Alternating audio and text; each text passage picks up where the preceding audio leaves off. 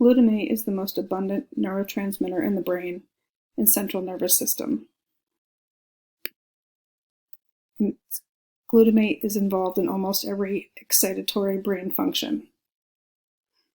It's the metabolic precursor for another neurotransmitter called GABA, or GABA-aminobutyric acid, which is the main inhibitory neurotransmitter in the central nervous system.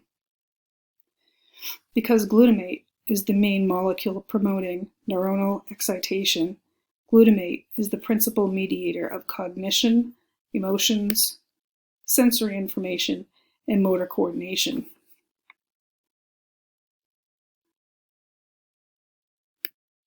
Too little glutamate excitation can result in difficulty concentrating or mental exhaustion. Too much can cause excitotoxicity, which can damage nerve cells.